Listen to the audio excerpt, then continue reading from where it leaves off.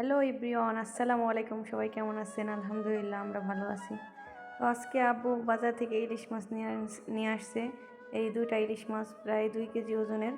তো মানে এই মাছটা আনার আগের দিন আব্বু পদ্মার মাছ আনছিল, মানে যে পদ্মার যে ছোটো মাছগুলো থাকে, বাইলা তারপরে ট্যাংরা, এগুলো আনছিল।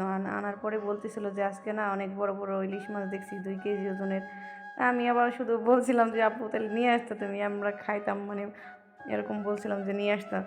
তো আমি বলছি, আর তারপরের দিন দেখি যে ভাইয়ের কাছে এরকম মাছ পাঠাই দিছে আব্বু, মানে ও এত বড় পায়নি, মানে ওর থেকে একটু ছোটো। এগুলো কত 1200 না 1400 টাকা কেজি নিয়ে নিয়েছিল, আমার মেবি খেয়াল নেই। এখানে দুইটা মাছ 1 কেজি 800 গ্রাম ছিল।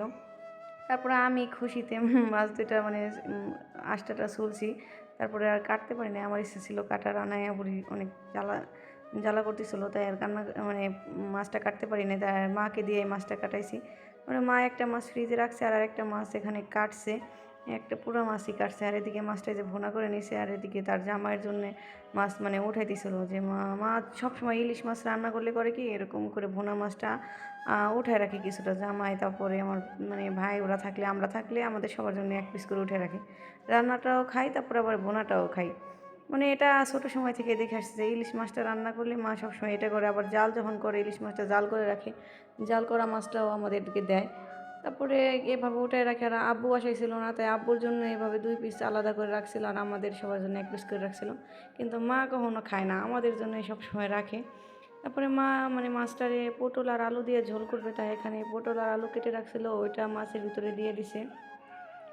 আর এদিকে কিন্তু মা সকালেও রান্না করছে, এটা দুপুরে রান্না করতেছিল। আমরা দুপুরে খাওয়া দাওয়া করে একটু ঘুরতে যাব, জসিমউদ্দিনের বাড়ি যাব। আয়ানের অনেক দিনের ইচ্ছা জসিমউদ্দিনের বাড়ি যাবে, কবি জসিমউদ্দিন।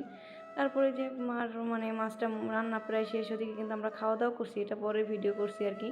এই যে মাছটা এদিকে নিয়ে আসছে, আর আমরা মানে তরকারিটা সত্যি অনেক মজা হয়েছিল মার। এই যে আমরা প্রথমে ভুনা তরকারি দিয়ে ভাতটা খাইতেছি, আর এদিকে রান্না তরকারি, সবাই একসাথে বসে গেছি। তো আজকের এই ছোট্ট ভিডিওটা সবার কাছে কেমন লাগছে অবশ্যই জানাবেন। আমাদের নতুন চ্যানেলটা সাবস্ক্রাইব করে দেবেন। আল্লাহ হাফেজ, বাই বাই।